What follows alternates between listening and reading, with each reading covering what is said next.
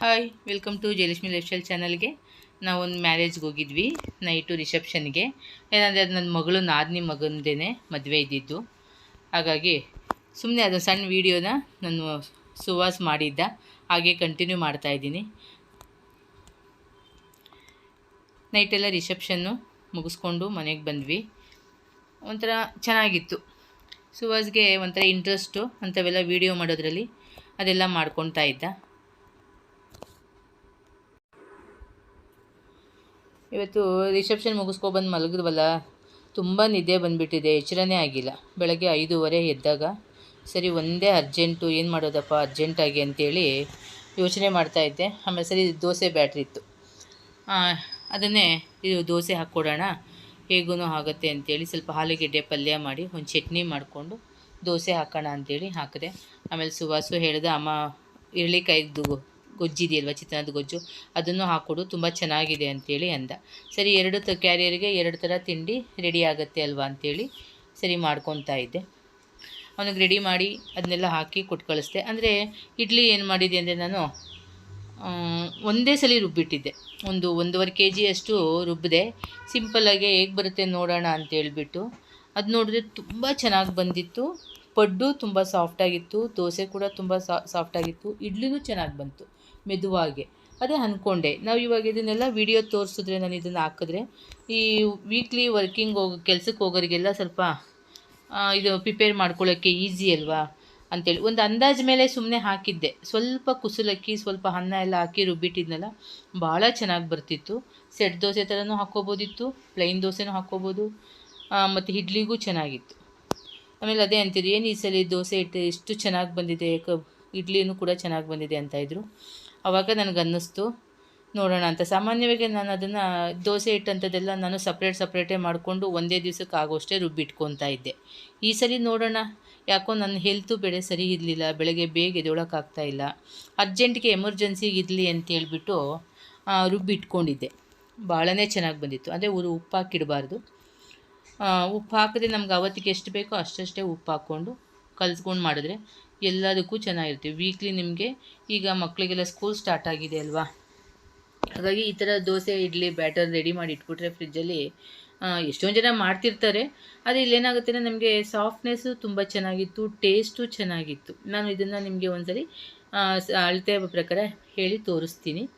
ಇವತ್ತು ಅರ್ಜೆಂಟಲ್ಲಿ ಮಾಡ್ತಾಯಿದ್ದೀನಿ. ಅದೇ ಹಿರಳಿಕಾಯಿ ಚಿತ್ರಾನ್ನದೂ ತುಂಬ ಚೆನ್ನಾಗಿತ್ತು ಅಂತೇಳಿ ಅದನ್ನು ಹಾಕಮ್ಮ ಅಂತ ಹಾಗಾಗಿ ಅನ್ನಕ್ಕೆ ಇಟ್ಕೊಂಡು, ಏಕೆಂದರೆ ಅವ್ನು 7 o'clock ಅವ್ನು ರೆಡಿ ಇರಬೇಕು, ವ್ಯಾನ್ ಬಂದುಬಿಡುತ್ತೆ. ಅಷ್ಟು ಬೇಗ ನಾನೆಲ್ಲ ಪ್ರಿಪೇರ್ ಮಾಡಬೇಕು ಅಂದರೆ ಹೆಚ್ಚು ಕಮ್ಮಿ 4:30ಗೆ ಎದ್ದೇಳಲೇಬೇಕು, ಇಲ್ಲಾಂದರೆ ಕಷ್ಟ. ಇವತ್ತು 5:30 ಆಗೋಗ್ಬಿಡ್ತು. ಹಾಗಾಗಿ ಬೇಗ ಅದೆಲ್ಲ ಮಾಡಿಕೊಂಡೆ. ಸ್ವಲ್ಪ ಮನೆ ಸಾಮಾನೆಲ್ಲ ಬೇರೆ ತಂದಿಸಿದ್ವಿ, ಅದನ್ನೆಲ್ಲ ಇವತ್ತು ರೆಡಿ ಮಾಡಿ ಕ್ಲೀನ್ ಮಾಡಿ ಇಟ್ಕೋಬೇಕಾಗಿತ್ತು. ಮನೇಲಿ ಸ್ವಲ್ಪ ಸೂತ್ಕ ಇದೆ ಅಂಥೇಳಿ ಎಲ್ಲ ತೊಳೆದು ಕ್ಲೀನ್ ಮಾಡಿ ಹಾಕ್ಕೋಬೇಕಾಗಿ ಬಂದಿತ್ತು. ಅದರಿಂದ ಸ್ವಲ್ಪ ತಿಂಡಿಗೆ ನನಗೆ ಇದು ತುಂಬ ಸುಲಭ ಆಯಿತು. ಸರಿ, ಅವ್ರನ್ನೆಲ್ಲ ಕಳಿಸ್ಬಿಟ್ಟು ಹಾಗೆಯೇ ನಾನು ಮತ್ತೆ ಕಂಟಿನ್ಯೂ ಮಾಡಿಕೊಂಡೆ. ತಿಂಡಿ ಒಂದು ತಿಂದುಬಿಟ್ಟು ಮತ್ತು ಸಾಮಾನು ಡಬ್ಬ ಬಾಟ್ಲೆಲ್ಲ ತೊಳೆದು ಇಟ್ಕೊಂಡಿದ್ದೆ. ಈಗೆಲ್ಲ ಅದನ್ನು ಹಾಕಿ ರೆಡಿ ಮಾಡ್ಕೊತಾ ಇದ್ದೀನಿ, ಎಲ್ಲ ಫಿಲ್ ಮಾಡ್ಕೊಳ್ತಾ ಇದ್ದೀನಿ. ಮಂತ್ಲಿ ಐಟಮ್ಸ್ ಅಂತೂ ಬಂದಾಗ ನಾವು ಆದಷ್ಟು ಎಲ್ಲ ಕ್ಲೀನ್ ಮಾಡ್ಕೊಳ್ಳೋದು ಒಂದು ಸ್ವಲ್ಪ ಟೈಮ್ ಹಿಡಿಯುತ್ತೆ. 1 hour ಅದೇ ಕೆಲಸ ಹಿಡಿಯುತ್ತೆ. ಅವೆಲ್ಲ ಡಿವೈಡ್ ಮಾಡ್ಕೋಬೇಕು. ಸ್ವಲ್ಪ ಹಳೇದು ಓಲ್ಡ್ ಇರೋದೆಲ್ಲ ತೆಗೆದು ಅದಕ್ಕೆ ಕ್ಲೀನ್ ಮಾಡಿ ಹಾಕ್ಕೋಬೇಕು. ಹಾಗೆಲ್ಲ ಮಾಡ್ಕೊಳ್ತಾ ಇರ್ತೀನಲ್ವ. ತಿಂಗಳ ಐಟಮ್ಸು ಸಾಮಾನು ಬಂದಾಗ ಕೆಲಸಗಳಿರುತ್ತೆ. ಜೊತೆಗೆ ಇವತ್ತು ನನಗೆ ಕ್ಲೀನಿಂಗ್ ಜಾಸ್ತಿ ಆಯಿತು, ಕಿಚನ್ ಕ್ಲೀನಿಂಗು ಹೇಳಿದ್ನಲ್ಲ. ಸ್ವಲ್ಪ ಸೂತ್ಕ ಇತ್ತು, ಸ್ವಲ್ಪ ಎಲ್ಲ ತೊಳಿಲೇಬೇಕಾಯಿತು. ಕೆಲವೊಂದು ಸಲ ಏನು ಮಾಡ್ತೀನಿ, ಕೆಲವು ಸಾಮಾನು ಖಾಲಿ ಆದಾಗ ನಾನು ಅಲ್ಲೇ ಒಂದೊಂದೇ ಸಿಂಗಲ್ಲೇ ಡಬ್ಬನ ತೊಳೆದು ಇಟ್ಕೊಂಡ್ಬಿಡ್ತೀನಿ. ಆವಾಗ ನಮಗೇನಾಗುತ್ತೆ, ಈ ಥರ ಸಪ್ರೇಟ್ ಎಲ್ಲನೂ ಒಂದ್ಸೇ ತೆಗೆದಿಟ್ಕೊಂಡು ಮಾಡಬೇಕು ಅನ್ನೋದೇನು ಬರಲ್ಲ.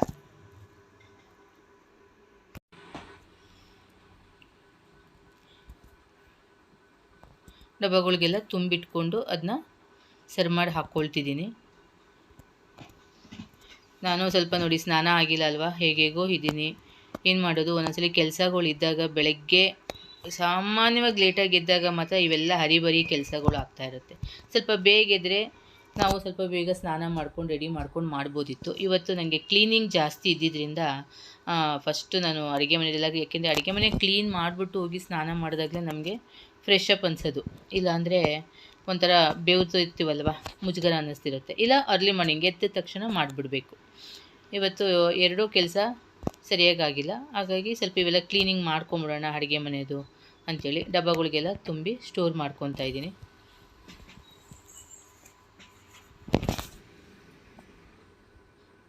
ರಾಗಿ ಗಂಜಿ ಮಾಡ್ತೀವಲ್ವ, ಜೀನಿ ಪೌಡರ್ ಅಂತ ಬರುತ್ತಲ್ಲ, ಅದನ್ನು ಸಾಮಾನ್ಯವಾಗಿ ಮಾಡ್ತಾ ಇರ್ತೀನಿ. ಅದನ್ನು ಮಾಡೋಕ್ಕೆ ಅಂತೇಳಿ ಒಂದಷ್ಟು ಸಾಮೆ, ನವಣೆ ಮತ್ತು ಹಾರ್ಕ, ಉದ್ದಿನಕಾಳು, ಕೆಂಪಕ್ಕಿ, ಹೆಸರು ಕಾಳು, ಅಲಸಂದಿ ಕಾಳು, ಮತ್ತು ಜೋಳ, ಗೋಧಿ, ಮತ್ತು ಇದು ಒಂದು ಕಾಳು ಏನಂತಾರೆ, ಒಂದು ನಿಮಿಷ ಹೇಳ್ತೀನಿ. ಹಾಗೆಯೇ ಇದರಲ್ಲಿ ನಾನು ನವಣೆ ಎಲ್ಲ ಥರದ್ದೂ ಐಟಮ್ಸನ್ನು ತೊಗೊಬಂದಿದ್ದೀನಿ. ಈಗ ಇದರಲ್ಲಿ ನಾನು ಅಲಸಂದೆ ಕಾಳು ಮತ್ತು ಕಡಲೆಕಾಳಿದೆ ಮತ್ತು ಹುರುಳಿಕಾಳು ಪ್ರತಿಯೊಂದೂ ತೊಗೊಂಡು ಬಂದಿದ್ದೀನಿ. ಬಾದಾಮಿ ಎಲ್ಲ ಒಂದು 25ರಿಂದ 30 ಐಟಮ್ಸ್ ಆಗುತ್ತೆ. ಅಷ್ಟು ಹಾಕಿ ಒಂದು ಜೀನಿ ಪೌಡರ್ ಅಂತೇಳಿ ಪ್ರೋಟೀನ್ ಪೌಡ್ರ್ ಮಾಡ್ತೀನಿ. ರಾಗಿ ಗಂಜಿ ಬೆಳಗ್ಗೆ ಹೊತ್ತು ನಮ್ಮ ಯಜಮಾನರಿಗೆ ಗಂಜಿ ಮಾಡಿಕೊಡ್ತೀನಿ. ರಾಗಿ ಕೂಡ ಒಣಗಾಕಿದ್ದೀನಿ. ಎಲ್ಲ ಒಂದು ಕಡೆ ಸೇರಿಸಿ ಒಂಚೂರು ಮಾಡ್ತೀನಿ. ಹೇಗೆ ಮಾಡೋದು ಅಂತ ನಿಮಗೆ ನೆಕ್ಸ್ಟ್ ವಿಡಿಯೋದಲ್ಲಿ ತೋರಿಸ್ತೀನಿ. ಸ್ವಲ್ಪ ಏನಂದರೆ ಎಲ್ಲ ಕಾಳು ತೊಳೆದು ಒಣಗಿಸಿ ಉರಿಬೇಕು, ಚೆನ್ನಾಗಿ ಹುರಿದು ಮಾಡಬೇಕು. ಹಾಗಾಗಿ ನೆಕ್ಸ್ಟ್ ವಿಡಿಯೋದಲ್ಲಿ ನಾನು ಜೀನಿ ಪೌಡರ್ ಹೆಂಗೆ ಮಾಡ್ಕೊಳ್ಳೋದು ಅಂತ ತೋರಿಸ್ತೀನಿ. ಇವಾಗ ನಾನು ಸಾಮಾನೆಲ್ಲ ಡಬ್ಬಕ್ಕೆ ಹಾಕಿ ರೆಡಿ ಇಟ್ಕೊತಿದ್ದೀನಿ. ಸ್ವಲ್ಪ ಎಲ್ಲ ಕ್ಲೀನ್ ಮಾಡಿ ಮಾಡ್ತಾಯಿದ್ದೀನಿ. ಒಂಚೂರು ಅಡುಗೆ ಮನೇಲಿ ಏನಪ್ಪ ಅಂದರೆ ಎಷ್ಟೇ ನಾವು ಕೆಲಸ ಮಾಡಿದ್ರೂ ಇದನ್ನೆಲ್ಲ ಕ್ಲೀನ್ ಮಾಡ್ಕೊಳ್ಳೋದು, ತೊಳೆದು ಮಾಡ್ಕೊಳ್ಳೋದು. ಏನಪ್ಪ ಅಂದರೆ ನಾನು ಸಾಮಾನು ತಂದಾಗ್ಲೇ ಸ್ವಲ್ಪ ಡಬ್ಬ ಬಾಟ್ಲನ್ನ ತೊಳೆದು ಹಾಕಿಟ್ಕೊಂಡ್ಬಿಡ್ತೀನಿ. ಮತ್ತು ಇನ್ನೊಂದು ನೆಕ್ಸ್ಟ್ ಮಂತ್ ತನಕ ಮೇನ್ ಬೇಕಿಲ್ಲ, ವೀಕ್ಲಿ ಒಂದ್ಸಲಿ ಬಟ್ಟೆಲಿ ಒರೆಸ್ಕೊಂಡ್ರೆ ಸಾಕು. ಜಾಸ್ತಿ ಏನು ಇದು ಮಾಡ್ಕೊಳ್ಳೋದು ಬೇಕಿಲ್ಲ. ಯಾಕೆಂದರೆ ನಾವು ದಿನ ಒರೆಸ್ಕೊತಾ ಇದ್ರೆ ನಮಗೆ ಕ್ಲೀನಾಗೇ ಇರುತ್ತೆ ಅಡುಗೆ ಮನೆ ಯಾವಾಗಲೂ. ಎಕ್ಸ್ಟ್ರಾ ಸಾಮಾನು ತಂದಿದ್ದೆಲ್ಲ ನಾನು ಈ ಡ್ರಮ್ಮಲ್ಲಿ ಸ್ಟೋರ್ ಮಾಡ್ಕೊಳ್ತೀನಿ. ಪ್ರತಿಯೊಂದು ಐಟಮ್ಸು ಉಳಿದಿರೋದು ನೆಕ್ಸ್ಟ್ ಮಂತ್ಗೆ ಅನುಕೂಲ ಆಗಂಗೆ ನೋಡ್ಕೊಳ್ತೀನಿ. ಇಲ್ಲಿ ಏನಪ್ಪ ಅಂದರೆ ನಮಗೆ ಜಾಸ್ತಿ ಸಾಮಾನು ತಂದಾಗ ಈಗ ಡಬ್ಬಕ್ಕೆ ಹಾಕಿ ಉಳಿದಿರುವಂಥ ಸಾಮಾನ ನಾನಿಲ್ಲಿ ಡ್ರಮ್ಮಲ್ಲಿ ತುಂಬಿಟ್ಕೊಳ್ತೀನಿ. ಈಗ ಮೆಣಸಿನ್ಕಾಯಿ ಆಗಲಿ, ಧನಿಯಾ ಆಗಲಿ ಪ್ರತಿಯೊಂದೂ ಒಂದು ಕಡೆ ತುಂಬಿಟ್ಕೊಂಡಾಗ ನಮಗೆ ಖಾಲಿ ಆದಂಗೆ ಡಬ್ಬಕ್ಕೆ ತುಂಬ್ಕೋಬೇಕು. ಈಗ ಸಾಲ್ಟ್ ಇದೆ, ಮತ್ತು ಹುಡುಗಿಗೆ ಮಕ್ಕಳಿಗೆ ಅದು ಮ್ಯಾಗಿ ಪ್ಯಾಕೆಟು. ನಮಗೆ ಇದೇನಂದರೆ ಮನೆಯಲ್ಲಿ ದಿನ ಸಾಂಬಾರು ಪುಡಿ ಅಲ್ಲದೇ ತಿಂಡಿಗಳಿಗೆ ಪುಡಿ ಮಾಡ್ಕೋಬೇಕಾದ್ರೆ ಈ ವಾಂಗಿಬಾತು, ಬಿಸಿಬೇಳೆಬಾತು, ಪುಳಿಯೋಗರೆ ಪುಡಿ ಇಂಥವೆಲ್ಲ ಮಾಡ್ಕೋಬೇಕಾದ್ರೆ ಮೆಣಸಿನ್ಕಾಯಿ ಅವೆಲ್ಲ ನನಗೆ ಬೇಕು. ಅವನಿಗೆ ನಾನು ಮಾಲ್ಗೆ ಹೋಗಿ ಸಾಮಾನು ತರಲ್ಲ, ಇಲ್ಲೇ ನನಗೆ ಬೇಕು ಅದನ್ನು ನಾನು ಇಲ್ಲೇ ತೆಕ್ಕೊಳ್ತೀನಿ. ಮಾಲ್ಗಳಿಗೆ ಹೋದರೆ ಎಕ್ಸ್ಟ್ರಾ ಎಲ್ಲ ಆಗುತ್ತೆ ಅಂತೇಳಿ ಸಾಮಾನ್ಯವಾಗಿ ಹೋಗಲ್ಲ ನಾನು.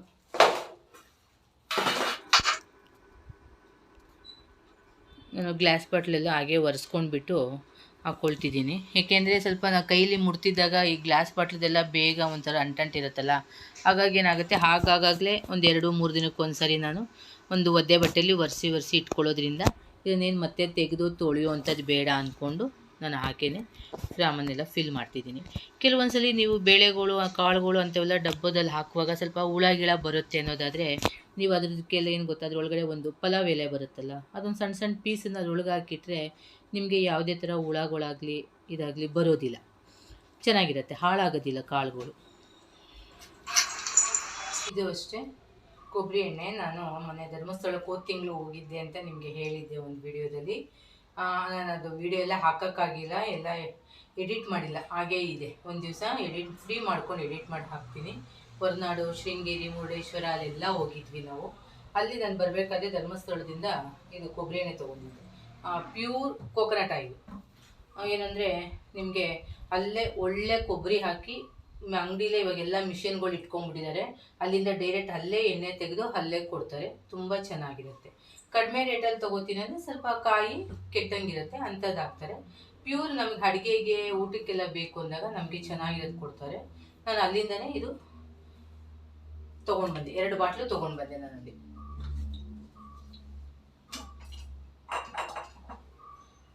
ನಾವು ಅಲ್ಲಲ್ಲೇ ಈಗ ಪ್ರಾವಿಷನ್ಸ್ ಸಾಮಾನುಗಳೆಲ್ಲ ತಂದಾಗ ನಾವು ಅಲ್ಲಲ್ಲೇ ಕ್ಲೀನ್ ಮಾಡಿಕೊಂಡು ಹಾಕ್ಕೊಂಡ್ಬಿಟ್ರೆ ನಮಗೆ ಚೆನ್ನಾಗಿರುತ್ತೆ ಮತ್ತು ನೀಟಾಗೂ ಇರುತ್ತೆ. ವಾರಕ್ಕೊಂದು ದಿವಸ ನಾವೆಲ್ಲನೂ ನೀಟಾಗಿ ಕ್ಲೀನ್ ಮಾಡಿಕೊಂಡ್ರೆ ಸಾಕು. ಈಗ ಐಟಮ್ಸ್ ತಂದಿದ್ನಲ್ಲ ಎಲ್ಲನೂ ಫಿಲ್ ಮಾಡಿಕೊಂಡೆ. ಮತ್ತು ಈಗ ತಾನೇ ಜಸ್ಟ್ ಒಂದು ಅಮೆಝಾನಿಂದ ಬಂದಿದೆ, ಏನು ಅಂತ ನಿಮ್ಮ ಮುಂದೆನೇ ಓಪನ್ ಮಾಡ್ತೀನಿ ನೋಡಿ. ನಾನು ಒಂದು ಮಗಳು ಬಾಕ್ಸನ್ನು ಆರ್ಡ್ರ್ ಮಾಡಿದ್ಲು.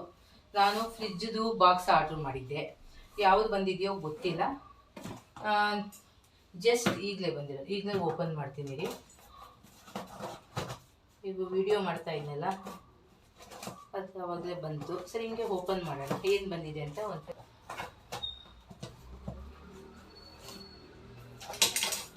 ಅವಳು ಮಗಳೂ ಫ್ರಿಜ್ಗೆ ಏನೋ ಐಟಮ್ಸ್ ಎಲ್ಲ ಹಾಕಿಡೋದಕ್ಕೆ ಬೇಕು ಅಂತೇಳಿ ಹೇಳಿದ್ಲು.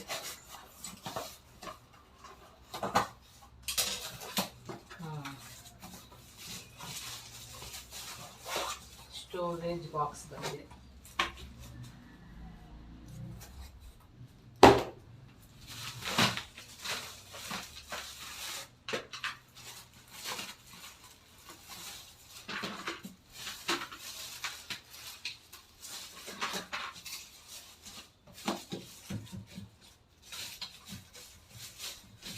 ನಾನು ಹ್ಯಾಂಡ್ಲಿರುವಂಥದ್ದು ಒಂದು ತರಿಸ್ಕೊಂಡಿದ್ದೆ, ಚೆನ್ನಾಗಿತ್ತು. ಸರಿ, ಇದನ್ನ ಬಾಕ್ಸು ಸ್ವಲ್ಪ ತರಕಾರಿಗಳೆಲ್ಲ ಹಾಕಿರೋದಕ್ಕೆ ಇರಲಿ ಅಂತೇಳಿ ಹೇಳಿದ್ದೆ.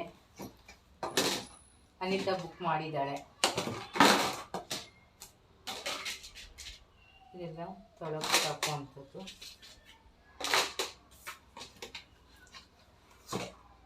ಸ್ವಲ್ಪ ಫ್ರಿಜ್ ಬೇರೆ ಕ್ಲೀನ್ ಮಾಡೋದಿತ್ತು, ಅದಂತ ಹೇಳ್ತಿದ್ದಂಗೆ ರೇಟ್ ಎಷ್ಟು ಅಂತ ಗೊತ್ತಿಲ್ಲ, ಏಕೆಂದರೆ ಮಗಳು ಮಾಡಿರೋದು. ಸುಮಾರು ನನಗೆ 4-6 ಬಾಕ್ಸ್ ಬಂದಿತ್ತು.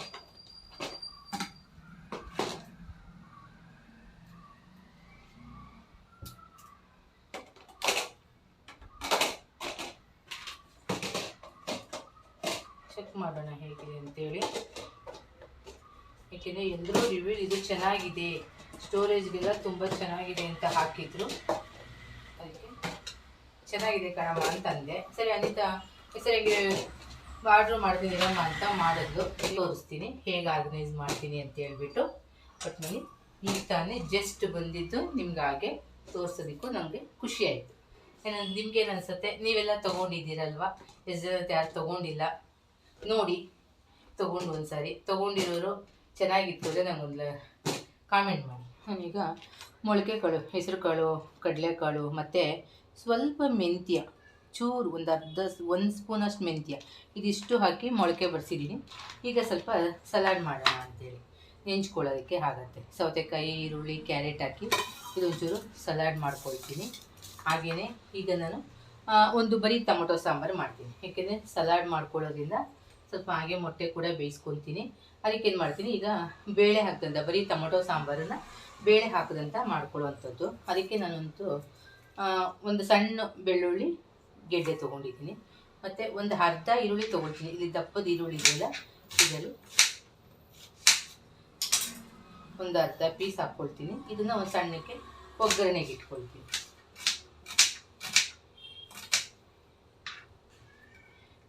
ಹಾಗೆಯೇ ಕಾಯಿ ಕೂಡ ಹಂಗೆ ಡೈರೆಕ್ಟಾಗಿ ಹಚ್ಚಾಕ್ತೀನಿ.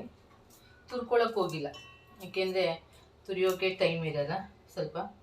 ಮತ್ತು ನನಗೆ ತುರಿಯೋದಕ್ಕೂ ಸ್ವಲ್ಪ ಕೈ ಆಗಲ್ಲ, ಭುಜನ ಸ್ವಲ್ಪ ನೋವು ಬರುತ್ತೆ. ಹಾಗಾಗಿ ಏನು ಮಾಡ್ಬಿಡ್ತೀನಿ, ಎಲ್ಲ ಹಿಂಗೆ ಹಾಕ್ಕೊಂಬಿಡ್ತು ಮಾಡ್ಕೊತೀನಿ. ಇಲ್ಲಾಂದರೆ ಈ ಥರ ಸಣ್ಣ ಜಾರಲ್ಲಿ ಎಲ್ಲ ಹಚ್ಚಿಟ್ಟು ಪೌಡ್ರ್ ಮಾಡಿಕೊಂಡು ಡಬ್ಬಿಗೆ ಹಾಕಿಟ್ಕೊತೀನಿ, ಫ್ರಿಜ್ ರೆಗ್ಯುಲರ್ ಬೆಳಗ್ಗೆ ಅಡುಗೆಗೆ ಬಳಸೋಕ್ಕೆ. ಈಗ ಮದುವೆ ಮನೆಯಿಂದ ಕಾಯಿಗಳೆಲ್ಲ ಬಂದಿದೆ, ಅದನ್ನು ಮಾಡ್ಕೋಬೇಕು. ಈಗ ಸದ್ಯಕ್ಕೆ ಹಾಗೆ ಹಚ್ಚಾಕ್ತಾಯಿದ್ದೀನಿ. ಅದಕ್ಕೆ ಒಂದೇ ಒಂದು ಸ್ಪೂನಷ್ಟು ಹುರ್ಗಡ್ಲೆ, ಜಾಸ್ತಿ ಬೇಡ. ನಿಮಗೆ ಸಾಂಬಾರು ಜಾಸ್ತಿ ಬೇಕು ಅಂದಾಗ ಮಾತ್ರ ಜಾಸ್ತಿ ಹಾಕ್ಕೊಳ್ಳಿ, ಇಲ್ಲಾಂದರೆ ಬೇಡ. ನಾನು ಹಾಗೇನೆ ಮನೆ ಸಾಂಬಾರು ಪುಡಿನೂ ಕೂಡ ಹಾಕ್ಕೊಳ್ಳಿ.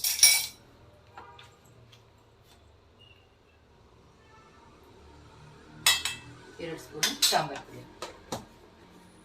ಇದು ಬೇಗನೂ ಆಗುತ್ತೆ ಮತ್ತು ಜಾಸ್ತಿ ಟೈಮ್ ತೊಗೊಳ್ಳೋದಿಲ್ಲ. ಬೇಳೆನೇ ಹಾಕಿ ಯೂಸ್ ಮಾಡೋದಕ್ಕಿಂತ ಒಂದು ಸಾರಿ ಈ ಥರ ಸಾಂಬಾರು, ದಿಢೀರ್ ಸಾಂಬಾರು, ಟೊಮೊಟೊ ಸಾಂಬಾರು.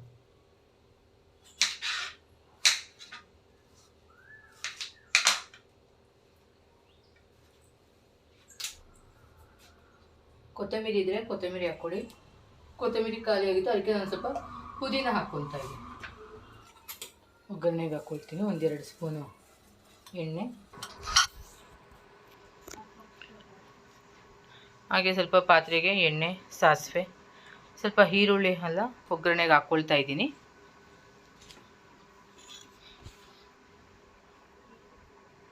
ಕರಿಬೇವು, ಈರುಳ್ಳಿ ಎಲ್ಲ ಒಂಚೂರು ಒಗ್ಗರಣೆಯಲ್ಲಿ ಒಂದು 5 ಸೆಕೆಂಡ್ ಅದು ಬಾಡಿದ್ರೆ ಸಾಕು. ಆಮೇಲೆ ನಾನು ರುಬ್ಕೊಂಡಿರೋವಂಥ ಖಾರನ ಹಾಕ್ಕೊಳ್ತಾ ಇದ್ದೀನಿ. ಇದು ನಿಮಗೆ ಮುದ್ದೆಗೂ ಚೆನ್ನಾಗಿರುತ್ತೆ, ಅನ್ನಕ್ಕೂ ಚೆನ್ನಾಗಿರುತ್ತೆ. ನಾವು ಮುದ್ದೆಗೆ ಬೇಕು ಅಂದರೆ ಸ್ವಲ್ಪ ಗಟ್ಟಿಗೆ ಮಾಡ್ಕೋಬೇಕು, ಇಲ್ಲಾಂದರೆ ಅನ್ನಕ್ಕಾದರೆ ಸ್ವಲ್ಪ ತೆಳ್ಳಗಿದ್ರೂ ತಡೆಯುತ್ತೆ.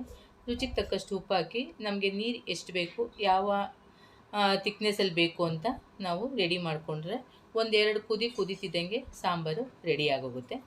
ಬೇಗನೆ ಆಗುತ್ತೆ. ಈ ಥರ ಅರ್ಜೆಂಟಿಗೆ ನಾವೇನೋ ಒಂದು ಬೇರೆ ಕೆಲಸ ಮಾಡ್ತಿದ್ದಾಗ ನಮಗೆ ತರಕಾರಿ ಅವೆಲ್ಲ ಹಚ್ಕೊಂಡು ಮಾಡೋಕ್ಕಾಗಲ್ಲ ಅನ್ನೋ ಟೈಮಲ್ಲಿ ನಾವು ಈ ಥರ ಸಡನ್ನಾಗೆ ಒಂದು ಸಾಂಬಾರು ಮಾಡ್ಕೋಬೋದು.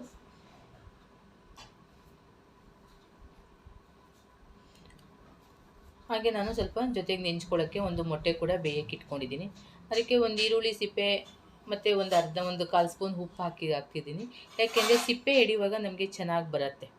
ಇದು ನಮ್ಮಲ್ಲಿ ಒಂದು ಮೊಟ್ಟೆ ಬೇಯಕ್ಕಿಡುವಾಗ ಮೊದಲೆಲ್ಲ ನಮಗೆ ಈ ಈರುಳ್ಳಿ ಸಿಪ್ಪೆ ಹಾಕೋ ಅಭ್ಯಾಸ. ಹಾಗೆ ನಾನು ಸ್ವಲ್ಪ ಮೊಳಕೆ ಕಾಳು ಇಟ್ಟಿದ್ದೀನಿ ಅನ್ನಲ್ಲ, ಅದನ್ನು ಸಲಾಡ್ ಮಾಡ್ಕೊಳ್ತಾ ಇದ್ದೀನಿ. ಈಗ ಎಷ್ಟು ಬೇಕೋ ನನಗೆ 1-2-3 ಜನಕ್ಕೆ ಆಗೋಷ್ಟು ಮಾತ್ರ ಈಗ ಮಾಡ್ತಾಯಿದ್ದೀನಿ. ಮಿಕ್ಕಿದ್ದು ಬೇಕು ನಾವು ಫ್ರಿಜ್ಜಲ್ಲಿ ಸ್ಟೋರ್ ಮಾಡ್ಕೋಬೋದು. ಆಮೇಲೆ ಬೇಕಾದ್ರೂ ಸಂಜೆ ಬೇಕಾದ್ರೂ ಈಗ ಸ್ಕೂಲಿಂದ ಹುಡುಗರು ಬಂದಾಗ ನಾವು ಅವ್ರಿಗೂ ಕೂಡ ಮಾಡಿಕೊಡ್ಬೋದು, ಅಥವಾ ಡಿನ್ನರ್ಗಾದರೂ ಮಾಡ್ಕೋಬೋದು. ಫ್ರೆಂಡ್ಸ್, ನನ್ನ ವೀಡಿಯೋ ಎಲ್ಲ ನೋಡ್ತಾ ಇದ್ದೀರಲ್ಲ, ನಿಮ್ಗೆ ಇಷ್ಟ ಆಗಿದೆ ಒಂದು ಲೈಕ್ ಕೊಡಿ. ಹಾಗೆಯೇ ನಿಮ್ಗೇನು ಅನ್ನಿಸ್ತು ಅನ್ನೋದನ್ನು ಒಂದು ಕಾಮೆಂಟ್ ಮೂಲಕ ತಿಳಿಸಿ. ಇದು ನಿಮ್ಮೆಲ್ರಿಗೂ ಇಷ್ಟ ಆದರೆ ನನಗೂ ತುಂಬ ಖುಷಿ ಆಗುತ್ತೆ. ಹಾಗೆ ನಿಮ್ಮ ಫ್ರೆಂಡ್ಸ್ಗೆಲ್ಲ ಶೇರ್ ಮಾಡಿ, ಅಥವಾ ಹೊಸಬ್ರು ಯಾರಾದರೂ ನೋಡ್ತಾ ಇದ್ದರೆ ನನಗೆ ಸಬ್ಸ್ಕ್ರೈಬ್ ಮಾಡ್ಕೊಳ್ಳೋದನ್ನು ಮರಿಬೇಡಿ ಫ್ರೆಂಡ್. ಈಗ ಸಲಾಡ್ ರೆಡಿಯಾಗಿದೆ. ನಾನು ಇದನ್ನು ಹಾಗೆ ಇಟ್ಕೊಳ್ತೀನಿ. ಊಟಕ್ಕೆ ಬಡಿಸೋ ಟೈಮಲ್ಲಿ ಅದಕ್ಕೆ ನಾನು ಸ್ವಲ್ಪ ಪೆಪ್ಪರು, ಉಪ್ಪು ಮತ್ತು ನಿಂಬೆಹಣ್ಣು ಅದೆಲ್ಲ ಹಾಕಿ ಮಿಕ್ಸ್ ಮಾಡ್ಕೊಬೋದು, ನಿಂಬೆ ರಸ ಹಾಕ್ಬಿಟ್ಟು.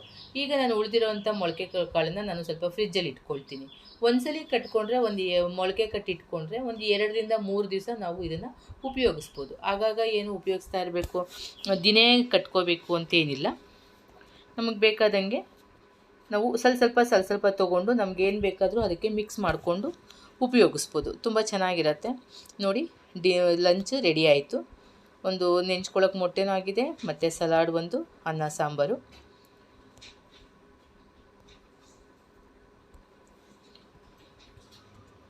ಹಾಗೆ ಊಟ ಮಾಡಿ ಬಂದು ಎಲ್ಲ ಡಬ್ಬಗಳೆಲ್ಲ ಸ್ವಲ್ಪ ತೊಳೆದು ಇಟ್ಟಿದ್ದೆ ನಾನು ಬಿಸಿಲಿಗೆ. ಅದೆಲ್ಲ ಹಾರಿತು. ಸರಿ, ಅಕ್ಕಿ ಎಲ್ಲ ಹಾಕಿ ನಾನು ಅದನ್ನು ಇಟ್ಟು ಮತ್ತೆ ಅಡುಗೆ ಮನೆಯೆಲ್ಲ ಕ್ಲೀನ್ ಮಾಡಿಕೊಂಡೆ.